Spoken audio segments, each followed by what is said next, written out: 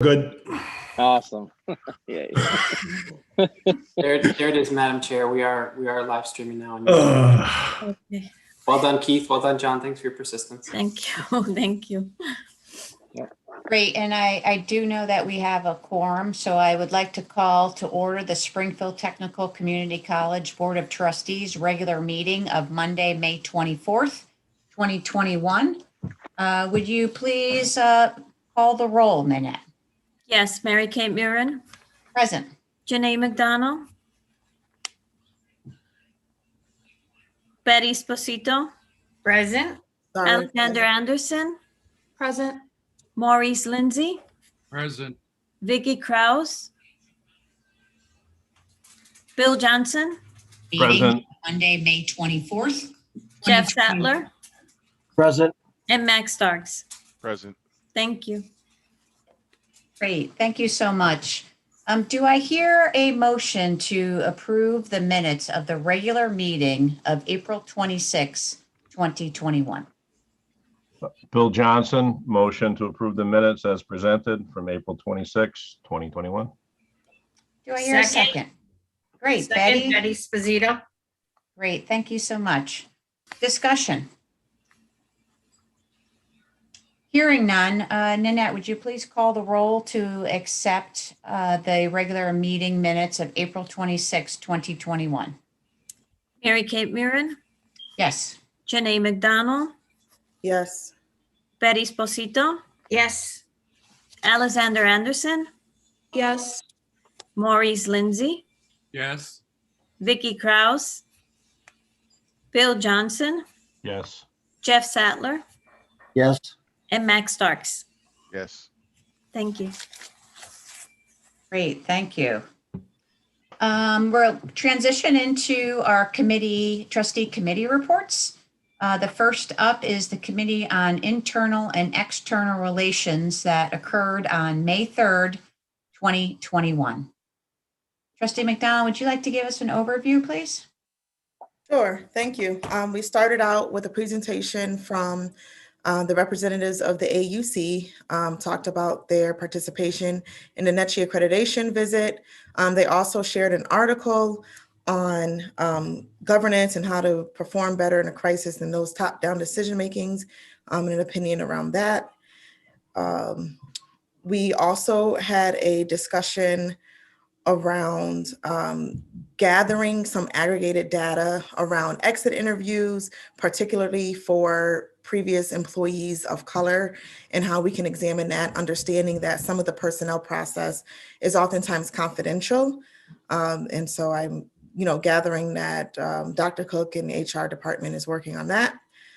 Also, Dr. Cook shared some details in the process from the April Town Hall meeting about the panelists. He also sent me a recording of that as I requested. And he also informed us that NETCHI will send the college a draft report over the summer to review for factual accuracy. And later in the fall, the commission will formally address the accreditation status. Dr. Cook also gave his president's perspective, which included personnel updates. We are glad to welcome back Jonathan Tudrin, who returned to the college in the role of controller. Karen Merrill, who left her position at Westfield State, is also returning in the role of facilities and contract manager. We also hired Sean Pettis, director of infrastructure and security. And we expressed our appreciation, as noted, for Denise Hurst, who has accepted a leadership position with the Community Foundation of Western Massachusetts. Finally, we closed out with a presentation from Dr. Hill, and she provided an overview on the Innovation Fellowship announcement and, just gave us some perspective on how the agenda prioritized by Commissioner Santiago, Department of Higher Ed, and the Board of Higher Education and STCC is poised to significantly address areas that disproportionately impact students of color. So she's going to be working to decrease the remediation courses for students, which will allow them to maximize their financial aid dollars and increase graduation rates. And I also noted that I remember us discussing this issue during my first trustee retreat and was ecstatic to hear about the fellowship and look forward to the positive results. Great. Thank you so much, Trustee McDonald. Do I hear a motion to accept the meeting minutes of the internal and external relations meeting that occurred on May 3rd, 2021? So moved. Bill Great, Johnson, second. great. Discussion. Hearing none, Nanette, would you please call the roll to accept the Committee on Internal and External Relations meeting minutes of May 3rd, 2021? Yes, Mary Kate Murin, Yes. Janae McDonald, Yes. Elizabeth Bosito, Yes. Alexander Anderson, Yes. Maurice Lindsay, Yes. Vicky Krause, Bill Johnson, Yes. Jeff Sattler, yes, and Max Starks. Yes. Thank you. Great, thank you so much. Transitioning into the Committee on Ways and Means of May 10th, 2021. That also included the Investment Subcommittee meeting of May 6th of 2021. Trustee Starks, may I ask for just an overview? Yes, Madam Chair. So on May 6th, we had our investment subcommittee report. We started with Mr. Chase informing us of the firm name update. So changing the name from DeMayo Schneider and Associates LLC to Fiduciant Advisors, and that was effective as of March 29th, 2021. He then went on to review with us that Fiduciant Advisors is now managing $18.4 million on behalf of STCC, which is an increase of $2.6 million in the fiscal year. So that's a nice increase. From a performance standpoint, the short-term, the long-term portfolio is performing at 3.8% return for the quarter versus the benchmark of 2.4%, and fiscal year to date 22.8% versus the benchmark of 18.7%. So good returns we're seeing there relative to our benchmarks. Short-term portfolios down 0.4%, but again, that's in line with benchmark. So while it's down, it's certainly performing the way consistent with what our benchmark is, but again, not concerned about that, given it's the short-term portfolio, and basically, and with these market rates, being around flat, it certainly makes sense. So we transitioned from our investment discussion over into our normal Ways and Means Committee report, where we started with our cash flow projection, then went into the normal fiscal year 2021 revenue and spending report, followed by our 2021 facilities project report, and then our trust fund reports. There was nothing that was outstanding out of that came out as outstanding out of any one of those discussions. It seemed to be the normal discussion that we have throughout our sessions. The most meaningful portion of the meeting was really around our fiscal year 2022 budget. We typically look at 1, 2, and 3 budgets starting with the month of May. With the month of March and ending in the month of May, where we have an approval for the year's fiscal year budget. We actually did not vote on the budget at the meeting. We did vote on the student fees at that meeting. I think at this point we would need to go through a motion with the full board. Absolutely. I just, for clarity, Nana, I think we have to accept the meeting minutes first and then the vote, or can I just get some clarity on that? Is that correct? That's correct. Thank you. Great. Thank you, Trustee Starks. Do I hear a motion to accept the Ways and Means Committee meetings and the Investment Committee meetings as so delivered by Trustee Starks? so I moved. motion,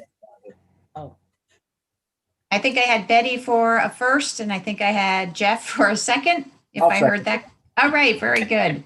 Discussion. Hearing none, Nanette, would you please call the roll to accept the Committee on Ways and Means and the Investment Committee meeting yes, minutes? Mary Kate Murin, Yes. Janae McDonald, Yes. Elizabeth Bosito, Yes. Alexander Anderson, Yes. Maurice Lindsay, Yes. Vicky Krause, Bill Johnson, Yes. Jeff Sattler, Yes, and Max Starks. Yes. Thank you. Great, thank you. And as Trustee Starks did state, we do have a motion that came out of Committee on Ways and Means about FY 2022 student fees. Would someone like to read the motion?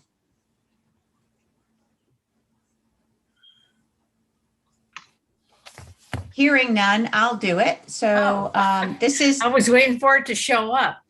oh, I'm so sorry. Let me read it and then I'll have you Excuse go me, Mary next. Kate. Excuse me, Mary Kate. John can go up to the first motion. Right. I'm sorry. There we are. Yeah, yes, thank you. Go ahead, Betty. Oh, I changed on you. okay. Moved from the Committee on Ways and Means, subject fiscal year 2022. Student fees, motion 2021-10. Move that the Springfield Technical Community College Board of Trustees freeze college fees for fiscal year 2022 at the same level as fiscal year 2021 in recognition of the economic hardship faced by our students due to the pandemic. Thank you. Do I hear a second? I'll second that motion. Great. Thank you, Jeff. Discussion. Hearing none, Nanette, would you please call the roll to accept the motion of 2021-10 on fiscal year 2022 student fees, please? Thank you. Mary Kate Mirren, Yes. Janae McDonald, Yes. Elizabeth Esposito, Yes. Alexander Anderson, Yes. Maurice Lindsay, Yes. Vicky Krause, Bill Johnson, Yes. Jeff Sattler, and Max Starks. Yes. Great. Thank you. And now we'll transition back to you, Trustee Starks, on the special meeting of Committee on Ways and Means that was held on May 17th, 2021 about the budget. Yes, thank you, Madam Chair. So like I said in the prior meeting review, we did not approve the 2022 budget at that prior meeting. And a lot of the reason why is because the reason why we called this special meeting, there's a lot of conversation about just how COVID funds would be applied. And so a concept was shared with us, an approach, and it got too commingled with the actual 2022 budget. So 2022's budget in and of itself wasn't the issue. It was more, well, wait a minute, how are these possible uses of funds going to be applied to it? So we said, you know what, let's not approve the budget and let's get some little more background on what was being proposed or discussed as a proposal to apply the COVID related funds that are federal funds. And so we had the special meeting. We asked that we had the auditors there so we could ask some questions of them in terms of, the optics of kind of how things would look if we're, for instance, we had a surplus of $3 million forecasted for the fiscal year 2021, and if we pull in funds and, from COVID, is that appropriate and all that. We just wanted to make sure that we had a good understanding for that, which is again why we called the special meeting. So we first started though with backtracking and saying, listen, this is our 2022 budget, what goes in it, and in terms of revenue sources, what comes out of it for expenses. And there was a $5 million gap, which we could literally obviously use COVID funds for that because it was lost revenue and expenses we need to incur, because of the COVID impacts. So we then went through and approved the actual fiscal year 2022 budget, which was the intent at the prior meeting. We then went into the more discussion, with the auditors around the federal COVID relief funding and got a much better grounding in terms of not only, the approach that the administration here at STCC was taking, but also the approach that other institutions are taking as well. And it seemed consistent. And it seems like it's certainly in line with the expectations for how we were supposed to use the funds. So we left that discussion with, again, a much better, I felt much more comfortable, and it seemed to me that the other committee members as well felt much more comfortable about just our overall understanding, for how the uses of these funds could play out versus the way we felt the prior meeting. So then we adjourned that meeting, and again, I'm having approved the motion for the 2022 budget to come to this committee, and then the overall better understanding for the COVID relief funding. Great. Thank you so much, Trustee Starks. First order of business is to approve the special meeting of the Committee on Ways and Means report of May 17th. Do I hear a motion? Bill Johnson, motion to approve as presented for the May 17th meeting. Thank you. Do I hear a second? May Anderson, second. Great, thank you. Discussion. Hearing none, Nanette, would you please call the roll to accept the special meeting of the Committee of Ways and Means report, May 17th, 2021, as presented? Yes, Mary Kate Murin, Yes. Janine McDonald, Yes. Elizabeth Bosito, Yes. Alexander Anderson, Yes. Maurice Lindsay, Yes. Vicky Krause, Bill Johnson, Yes. Jeff Sattler, Yes. and Max Starks. Yes. Great, thank you. And as Trustee Starks did mention, the motion has come out of Committee on Ways and Means for fiscal year 2022 budget. That is motion 2021-11, which is now on the screen. Would someone like to read the motion, please? I will. Thank you. I'm on the motions. Moved from Committee on Ways and Means, number 2021-11, subject fiscal year 2022 budget. The motion is 2021-11. Move that the Springfield Technical Community College Board of Trustees, pursuant to the provision of Section 22, Chapter 15A, approve the FY fiscal year 2022 college spending plan and the fiscal year 2022 trust fund budgets, and further authorize the president of the college and/or his designees to take any and all prudent steps necessary to award contracts for capital projects. Do I hear a second? Bill Johnson, second. Discussion.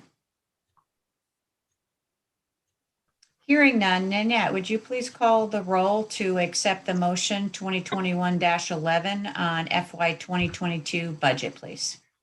Mary Kate Murin, Yes. Janine McDonald, Yes. Elizabeth Bosito, Yes. Alexander Anderson, Yes. Maurice Lindsay, Yes. Vicky Krause, Bill Johnson, Yes. Jeff Sattler, Yes. and Max Starks. Yes. Thank you. Great, thank you. Before we transition into old business, I just wanted to recognize and thank you, Trustee Starks, for managing the original meeting of Ways and Means. I just wanted to thank you to really keep the information and the conversation siloed into those meetings, and calling another meeting, though it is sometimes extra work that we have to do. I just so appreciate you and the members of Ways and Means spending additional time and being prudent and going through that with the auditors. So I want to thank you for that, Trustee Starks, and also thank the Dr. Cook and the administration for putting that together for us. Very, very helpful. Thank you, Madam Chair. Absolutely. As we transition into old, is there any old business? The one thing I remember from the special meeting is, Trustee Sattler, you did mention about the idea of assisting the administration with looking at the facility projects. Wanted to see if we could still have that conversation, not necessarily here, but wanted to keep that in the pocket of old business. I think it's important for us to have a liaison, as you very eloquently volunteered to help us with that. So I was wondering if that is still, can you put that still on your plate? Sure, absolutely. Dr. Cook is looking to schedule a basic first start conference call or Zoom, the appropriate parties for us to just discuss what we want to look at when it comes to the capital improvements, basically over the last, say, 2 years, and what falls into our current fiscal year and what is projected out over the next 2 to 3 years, for everyone on the Board of Trustees to appreciate what we're spending on. Do we have to spend on that? And it all pertains to what Trustee Starks was talking about is that second special meeting that we had, is to watch the cash flow of what we're receiving from state and federal money out 3 years from now, and not plan on any excessive capital improvements or expenditures, but trying to keep our liquidity in place for us to hopefully gain a strong 2023 year, looking that far out. So what my goal is to ask a couple of trustees, once we have a basic understanding, to help me with looking at how you would want to see what the administration is going to provide. I have an idea. I've been through this in other businesses and with CapEx improvements and whatnot. But I would think we would bring this to the Board of Trustees probably in the fall. It's going to take that long to really get our arms around all this information, but I think it's a great exercise for all of the board members to see, obviously, what projects they're currently working on, how far along are they in those projects, what fiscal year are we taking the monies out of that, so we can see what the expectations are for 3 years from now. Hopefully in 22, we do have ourselves a more normalized year with a gain in student enrollment, as opposed to what we've seen over the last 2 years with the double-digit reduction in enrollment, and getting ourselves to a more normalized environment.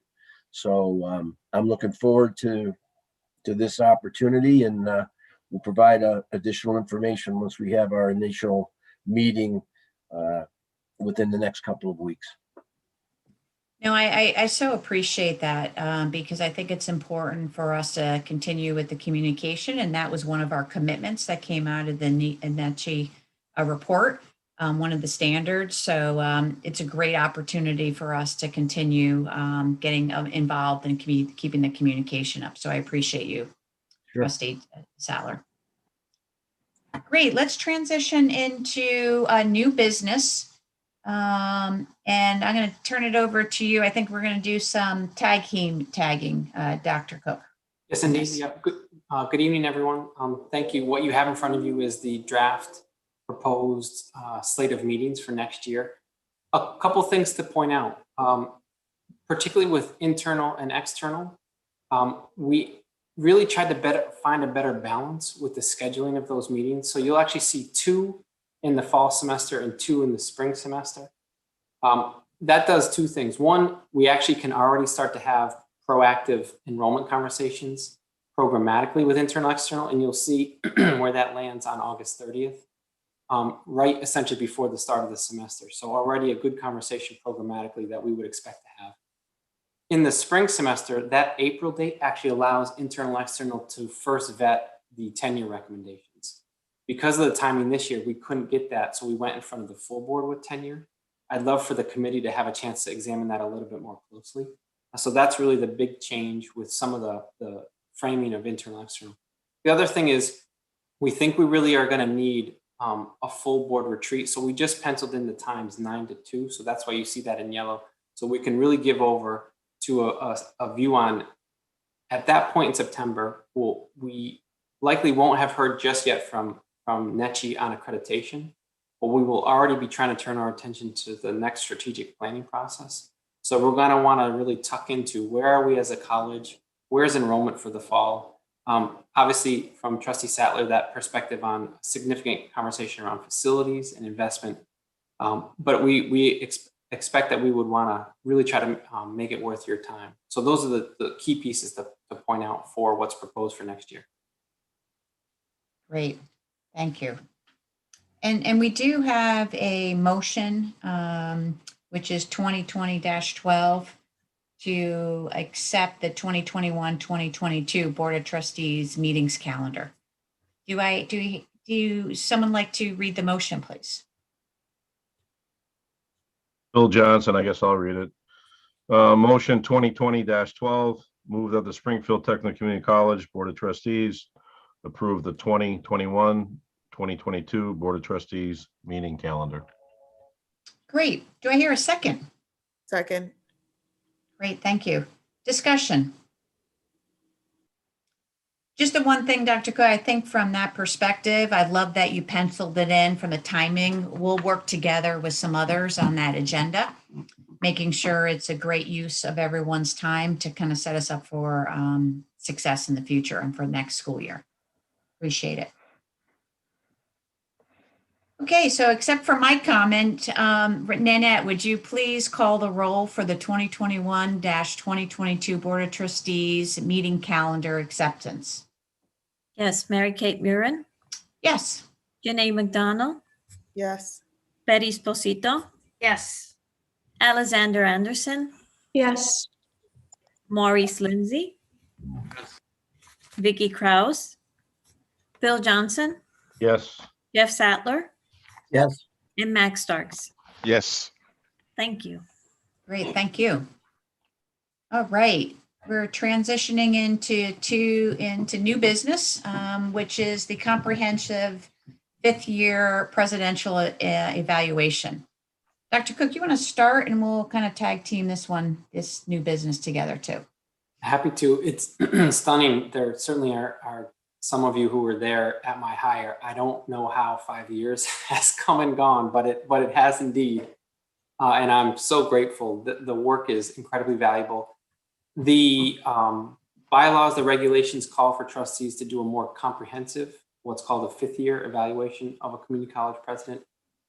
In my conversations with the chair, she felt it would be really helpful to actually bring in a consultant to help you all as the board navigate that. So our CFO and Nanette have been working, obviously as a public, there's a whole procurement process. So there is an attempt by the college to seek quotes for that scope of work. And hopefully by next board meeting, there's more perspective on how that will navigate. But again, you'll be able to utilize a consultant to really navigate a more comprehensive. And I'll wait to see where you land with all that. I'll obviously provide a self-assessment, not only for the year, but try to give a little bit of perspective on what 5 years has meant included. In some ways it's in that 100-page self-study document, but I'll try to synthesize that a little bit.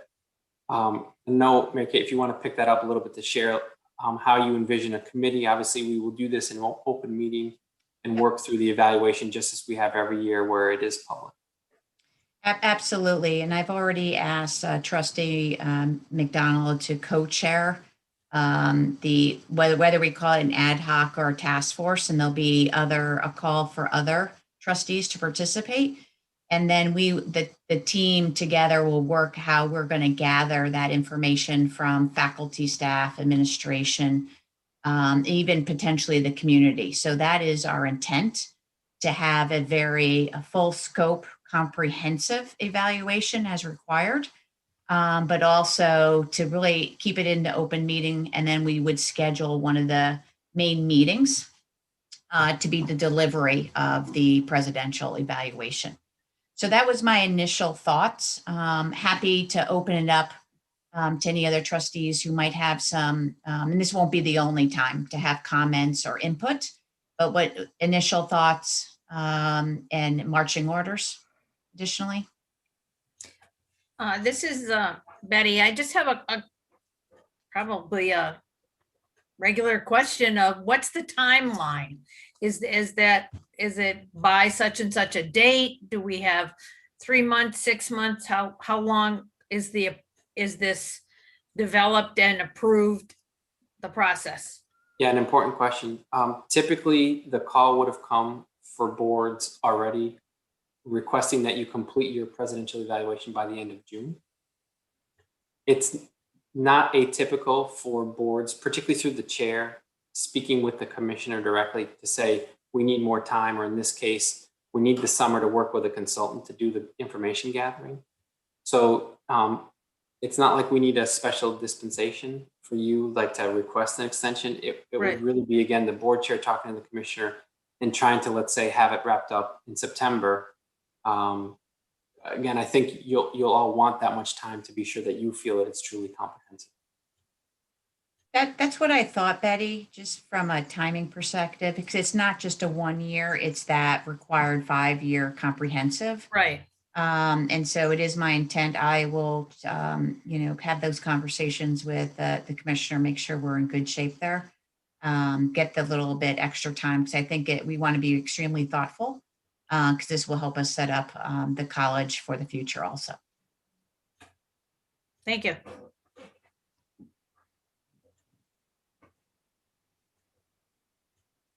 Any additional comments from trustees? Usually I always like a night to think about things. So we'll definitely have some additional conversations. Once we hear back from the consultant, of course, Trustee Starks need to get to you with the expenditures of the money, but it's money well spent moving forward. So we'll definitely stay in touch that way. Absolutely. The next new business item is the FY 2022 committees, and the bylaws of committee shall consist of 5 trustees. Dr. Cook? More of a prompt that I meant to try to connect it to the first part on the trustee meetings. We are imbalanced, if you will, a little bit right now. That just was the nature of it. And typically what we see is that because it's a board of 11, there's 5 and 5, and then the chair is sort of de facto member and can create a quorum as needed with the different committees. More just a prompt that we are hopeful that we'll receive reappointments or vacancy appointments, right, for the outstanding board positions that we have. So we do have a full contingent by this fall, but again, it's all subject to governor appointment. And as I'm reminded by those folks, there are like 450 boards and commissions in Massachusetts. So it does take a lot of time for the vetting.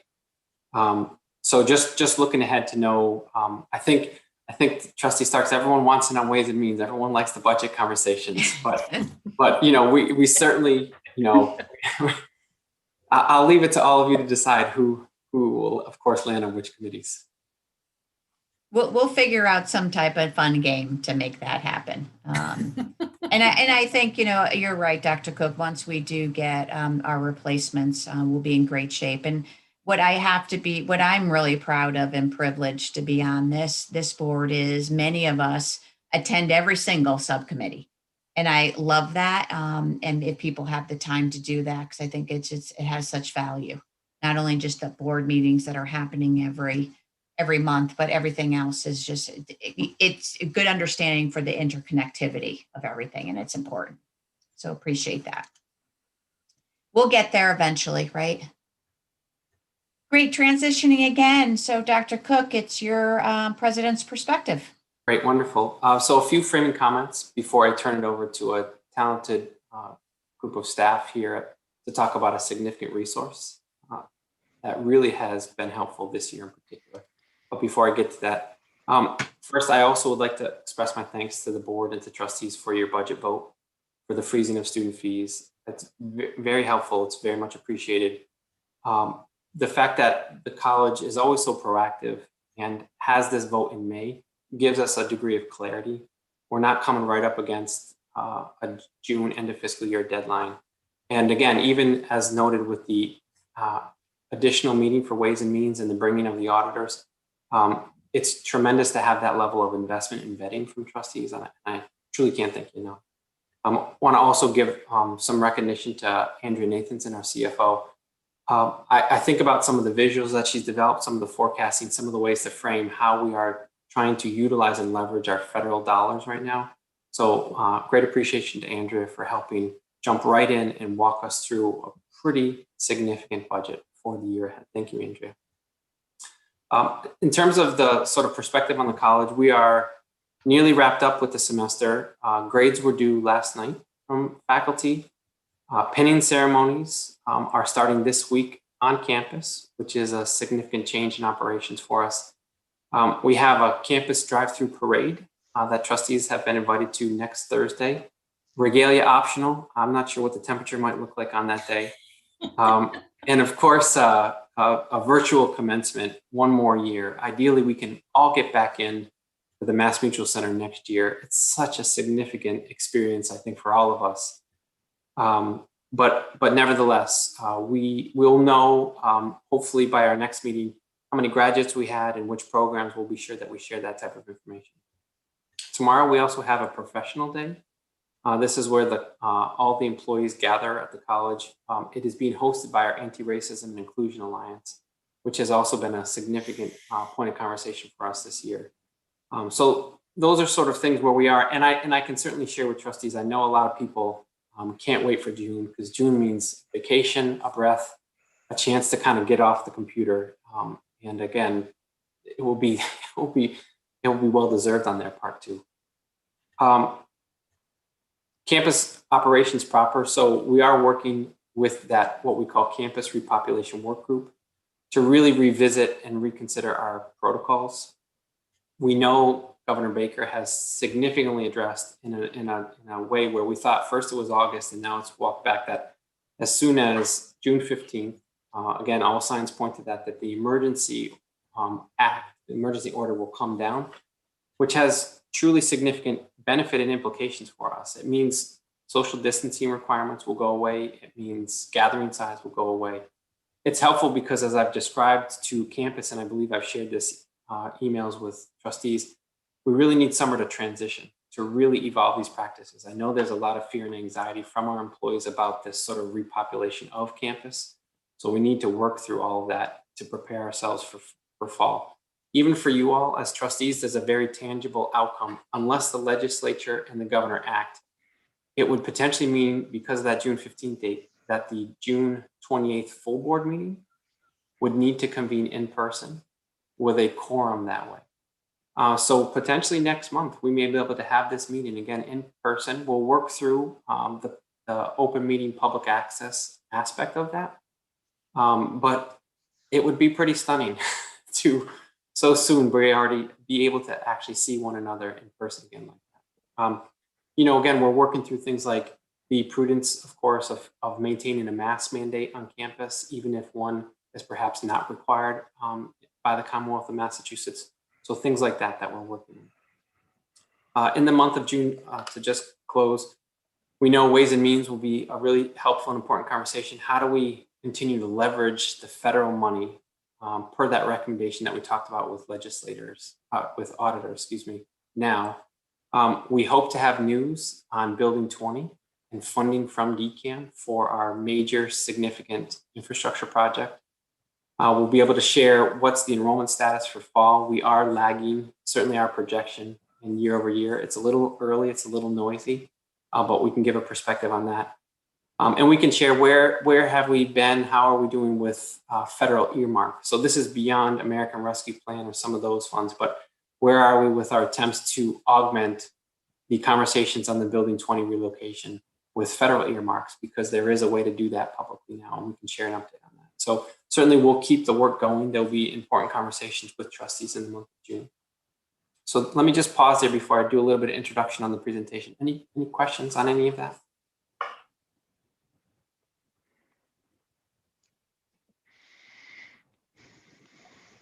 Actually, Bill Johnson, I do have one question. Has there been any discussion as far as vaccines, as far as the stance of STCC on that? Yep. So first and foremost, we are still working intently to try to host an on-campus vaccine clinic. We're having some meetings this week with that. So no news yet on that. We know it is highly likely, and it couldn't come from myself or the college proper, that we could somehow mandate, for example, our employees get vaccinated. You see in other states like in New York, that came from the governor on the employee side. And on the student side, the 15 community college presidents, again, their view has been our students in particular face a lot of barriers as they access higher education. We didn't want to put one more mandate or requirement in front of them. I think the challenge for us, Trustee Johnson, is by not requiring students be vaccinated. I agree 100%. It should be a personal choice. Yep. That's where I was going with that. I don't think staff should be forced to either, but that's my personal opinion. So living that, I appreciate that outlook. For us, we're trying to have people still feel that, especially come this fall, come September, that the college is most certainly safe, that our protocols are in place to help ensure that level of safety. We have our work cut out. Again, I know there is some nervousness within our employee ranks around it. And I say that because 3 months from now is a lifetime again, right? As we knew 3 weeks during COVID was a lifetime. We've got 3 months to see where will vaccination get, not only in Massachusetts, not only in Hampden County, but also in the city of Springfield. So let's see if that will also help push us forward on that front. Appreciate the question.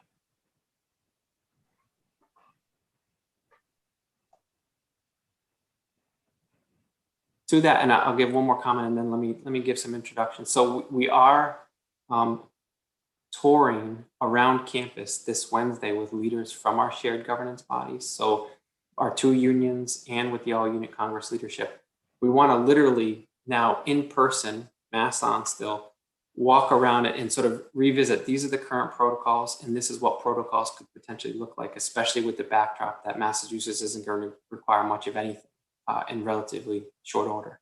So we're doing that level, if you will, of engagement with our governance bodies so that, again, come August, come September, we know we want to try to bring some services back in person. The idea of prospective students can actually come on campus, see our tremendous labs, meet some of our tremendous staff in person.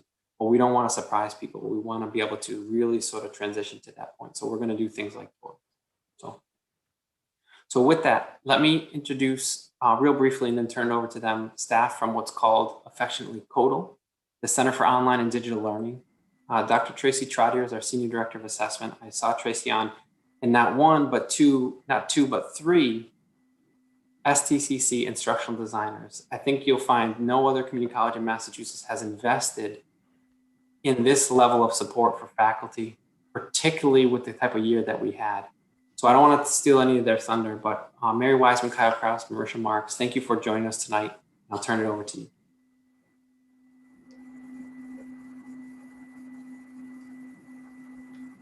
And if you want to go to the next slide.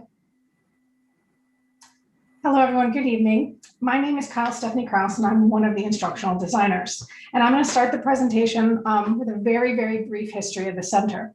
Starting in 2018 with the hiring of 2 instructional designers, the Center for Online and Digital Learning, also known as CODAL or CODL, was charged with developing resources, training, and onboarding for faculty teaching online. During the 18-month period until the pandemic, we developed an internal mission statement, a 5-year plan, 20 unique workshop offerings, a faculty-supported website, a student-focused website, as well as several faculty developments such as book clubs and day-long themed faculty workshops. This was all based possible on our 5-year plan we initially developed. This plan came to fruition within the first 5 months of the pandemic, where requiring a rapid increase of technology and online instruction was a necessity to college operations. One of the most significant components of the CODL mission is our online development program, or also called ODP, that provides faculty and prepares them to teach online. And I'm going to let Mary, my colleague, speak more about that. Next slide. Hi, my name is Mary, and I am another instructional designer. The Online Development Program, or ODP that we call it, allows faculty to participate in a series of required learning activities to ensure commitment to learning how to build and facilitate their new online courses. This process takes normally a minimum of 12 weeks from start to finish, and it must be completed prior to the start date of their course. The process was in place prior to the pandemic, and this allowed us to support our faculty as we onboarded them last summer in 2020 in preparation for fall 2020.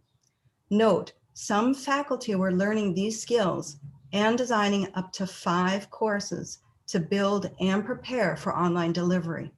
The program is intended in normal times and all times to educate the faculty and offer them the opportunity to experience the online classroom as a student. The ODP is self-paced, it's online, it's a multi-unit course that we facilitate as instructional designers. Faculty engage in a series of one-on-one consultations with us in addition to the self-paced course. There are discussions and several activities that are within the course, and there's optional attendance to all the workshops that we offer through CODL. And Tracy's going to talk about some of the shared data from the past year. Yes, good afternoon. My name is Tracy Chartier, and I'm going to talk a little bit about some of the data in terms of the online development program. 192 unique faculty have completed the online development program for courses that were taught last summer, last fall, and this past spring that we are finishing up. Small majority of them were full-time faculty, 53% compared to adjunct faculty, which was 47%. Primary division, we've seen the largest increase in actually STEM faculty being involved in our online development program over the last year. And besides just the online development program itself, we've had a new access and accessibility course that was added in for spring 2021. 87 of those 192 have also completed the AAC. Can you go to the next slide, please? So for the summer, fall, and spring, the instructional designers have worked with faculty to build 617 courses that were taught by our faculty. The majority of these courses were during that fall 2020 semester, 363 of them, 210 for the spring, 44 for last summer. Many of those, they were still working with faculty as they also worked on their fall courses. Again, we can see that the majority that courses that came were from the STEM faculty. 366 courses were actually added in the STEM field. Besides the ODP, we also have workshops and book clubs that we do with the faculty. Can you advance to the next slide, please? Thank you. So during the fiscal year 2021, the instructional designers have done 65 workshops with faculty. 72 unique faculty have attended these workshops. They have also done 2 book clubs, which are based on multiple meetings to talk about books and learn from each other and from the other faculty. 21 faculty have been involved in these book clubs. And this is an area that is continuing to develop as our faculty are really taking an interest in some of the books that we've been using. The last 2 book clubs have been on the 33 simple strategies for faculty and on the small teaching online. We hope to add more books in the future as these are becoming more popular. And I am actually going to, excuse me, turn it over to, back to Mary, I'm sorry.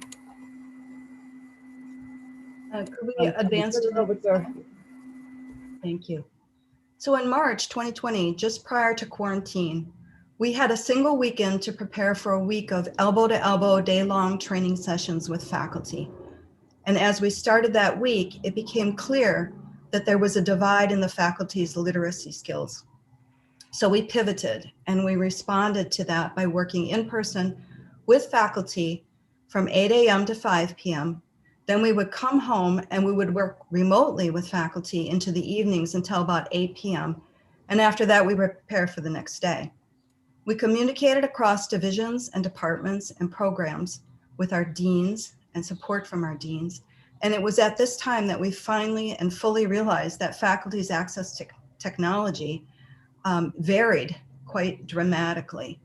Laptops with Wi-Fi hotspots were distributed to faculty, and remote online work required faculty to be trained using the webinar tools that we were actually trying to teach them about. So we struggled a little bit, but we made it. And we also trained faculty to create audio and video presentations, to use screen capture tools for online classroom presentations and lectures. And with more students learning online, we came to the realization and the need for faculty to be educated and trained to implement universal design for learning skills and accessibility techniques. And these were challenges that we faced. So now Marisha is going to speak to our highlights. Hi, my name is Marisha Marks. I joined the STCC instructional design team in September 2020 in the middle of a pandemic. and have seen the top-notch online courses faculty have been delivering to students. When faced with the sudden shift to remote teaching, faculty had different levels of digital literacy and technology skills. They mentored each other, attended workshops, and asked many questions to work through the challenges. Faculty have been using creative solutions to provide hands-on experiences. A biology faculty led students through sheep brain and cow eye dissections over Zoom at her kitchen table. When unable to visit the gallery and camera obscura in B28, a photography faculty guided students through creating the optical marvel in their own homes. Faculty have embraced the adoption of new and innovative technologies. They have created podcasts and micro lectures, invited guest speakers from the community into online classrooms using Zoom, implemented a social annotation tool to improve text comprehension and note-taking, and provided a space for asynchronous peer math problem solving. One of my tasks in joining STIC have been to lead the accessibility and universal design for learning initiatives. Since October 2020, 47 faculty have participated in a pilot to improve course accessibility that will be rolled out to the entire college in fall 2021. The tool for checking accessibility, called Ally, not only gives students access to an audio version of their reading material, but also allows them to translate content into over 70 world languages. Students have more choice and flexibility in how they interact with course content. Now, Kyle will talk about our vision for moving forward.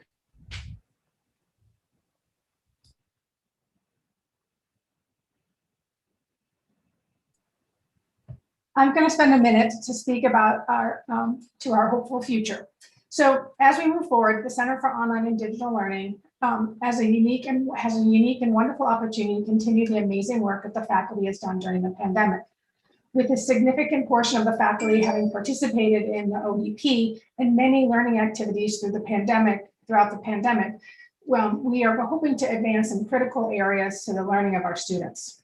We will be able to further our goals of assisting faculty to incorporate best practices of universal design and accessibility, the inclusion of diversity, equity, and inclusion development, and towards a greater culture of digital literacy for all faculty, students, and staff here at STIC. In addition to significant catalog of resources, we are looking forward to continuing our work, introducing the campus to new technologies and teaching practices for accessibility, AR and VR, mobile technologies, multimedia, and so much more to give our STIC population the edge in the futures in both their personal and professional endeavors. Thank you very much. I wish we could give them a round of applause. I hope you have some sense, trustees, and I'm sure that they would welcome comments or questions from you. Well, I'll start off. My name is Bill Johnson, and those that know me, I don't give out compliments very often, but you guys did a fantastic job for what I'm seeing. I mean, it's like, this is unbelievable. You guys accomplished in a short period of time. You should be congratulated, and the whole STC staff. I mean, as a trustee, I knew that we had to shift to online learning, but I didn't realize how much the shift had to be. And this is a real eye opener for me on what was accomplished. And I thank you. And good job. Where are you located? This is Betty Sposito, another one of the trustees. Where's your location on campus? On campus, we're in building 16. Just down the hallway from the president's office in the opposite direction. Okay, thank you. Mary, this is Jeff Sallard. I echo Bill Johnson's comments. I would be interested on the challenge of our IT and technology for you to be able to accomplish this, and the teachers. Were we able to help them if they didn't have a laptop or a tablet or, with any kind of, computers to be able to accomplish this? Just interested in that challenge, that aspect of it. Actually, we report to up the line to the Vice President for Academic Affairs. We are separate from IT, but we collaborate with them all the time with everything. IT, the library, the deans, all helped to distribute laptops and Wi-Fi to our faculty, and they were able to help support what we were doing. So we also instigated a weekly meeting where we got IT together with the deans. And so everyone was on the same page and we were able to talk through issues and work together to solve the problems that we needed to solve as we triage through the days and the hours. Well, the reason why I asked that question is obviously I'm in banking and 60 branches. Everybody's been working remotely. And without IT support, if you're stuck, you can't work. And there's such a huge integral part of this. And I know we've got a pretty strong and aggressive IT budget to get us, to where we really want to be and be even more efficient. Because I don't think, and I'd like to hear your opinion and your team, I don't think this online learning is going to go away. I think it's going to continue to expand as opposed to retract. Would you agree? I personally would agree, because I think that we have taught the faculty an enormous amount of skills so that they can pivot and prepare to teach our students in any modality that they want to learn. And I think that we can keep building on the skills that they already have. And we often like to say, yes, the technology is important, but it always comes down to the teaching. And we always want to use the technology to the best of the ability that will help both the faculty and the students build that relationship, because the learning really comes down to the relationship. And all of us on our team, in addition to the Blackboard administrative team and some more help from IT, we all work together to support everyone. And we were all multitasking and trying to help everyone learn whatever they needed to learn at whatever hour it was. It was all hands on deck. Can tell. Thank you. Yes, thank you. Thank you and congratulations. I find it interesting that you guys were ahead of the game. A lot of companies who were not prepared, and suddenly COVID came and folks were forced into embracing the online thing, but it sounds like you guys were already ahead of the game by preparing and just fell right into place. So congratulations. I would have one question though, as to how the courses that involves labs, how is that handled?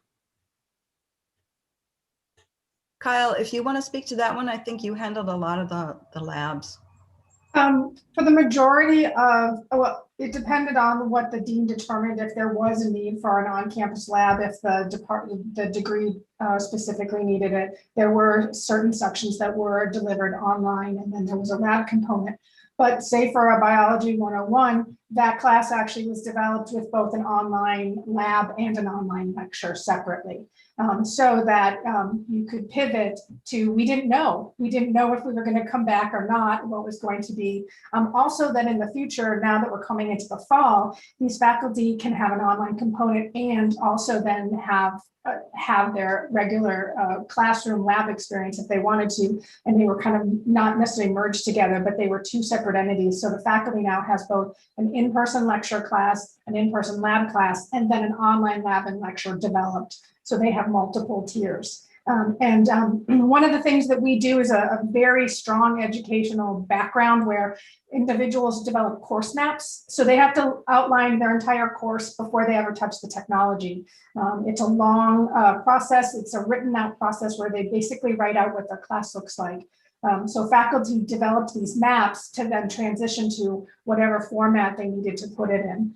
So for our labs, when it was absolutely necessary to be on campus, the dean could allocate for that, but when the class could be taught with both separate lab and lecture, those were developed as well. Thank you. One sidebar, and we do have our CIO with us, Mary Kozlowskis, if there were more questions around IT and the sort of backbone. To frame this from just how much we sort of leaned on all resources to help make sure we all lifted together. You've clearly got a sense of the resources we put with faculty. Because of the collective bargaining agreement we also have with faculty, we compensated about $1 million to faculty for that development of those classes. And what you see is, to the point around being proactive, what we knew was we didn't want people to just jump on Zoom and call that an online class. We wanted to significantly invest, and that meant not just instructional design support and resources, but also having faculty feel that, earn that compensation for their own investment in that time. It was the scale that I think you have on display tonight that was pretty incredible. And I'm not sure exactly how that matches against other community colleges, but as you can feel, the standard of excellence though at this college this past year is truly right there for these online classes, and it will absolutely stand us in good stead going. But again, I digress. We've got our CIO if people do want to ask her some IT questions.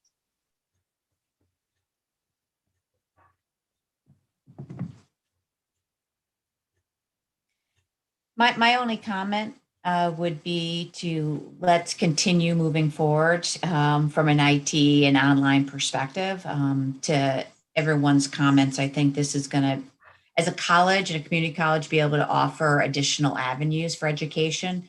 That's going to keep us ahead of everyone else. And I'm so appreciative of all the hard work. I'm sure you were burning the candle at both ends, so much appreciated for sure from the entire board. Thank you so much. As we transition into my report, many of the things have already been discussed. The emergency lifting of the state of emergency, that will probably put us back into face-to-face. And of course, Dr. Cook will keep us all updated on that, but we should anticipate that last meeting, which is our next board meeting, Monday, June 28th, 2021, will be in person unless something happens. We already talked about the expanded and comprehensive presidential evaluation that is coming down the pike. And so Trustee McDonald and I will co-chair that, and we'll ask for additional assistance. So I'll send an email individually to everyone asking for assistance to plan that process once we have kind of selected and have a good understanding of that process. And then, of course, Trustee Statler will talk more about the facilities and the use of CapEx money moving forward. So a lot going on even during the summer. We don't get our summers off, everybody. We'll be doing some additional work, which will really kind of set us up for success in that the next school year. So with that, without anything else from you, Dr. Cook, our date of our next board meeting is Monday, June 28th. Anything additional, Dr. Cook? No, thank you as always, everyone. Absolutely. Do I hear a motion to adjourn the meeting? Bill Johnson, motion to adjourn. Do I hear a second? Paula Anderson. Great. There won't be discussion because there's not normally. Could I have a roll call to end the Board of Trustees meeting, please, Annette? Yes. Mary Kate Murin, Yes. Renee McDonald, Yes. Elizabeth Posito, Yes. Alexander Anderson, Yes. Maurice Lindsay, Yes. Vicky Krause, Bill Johnson, Yes. Jeff Sattler, Yes. and Max Starks. Great. Thank you so much, everyone. Have a wonderful night and great rest of the week. See you soon. Take So, care, take- everyone.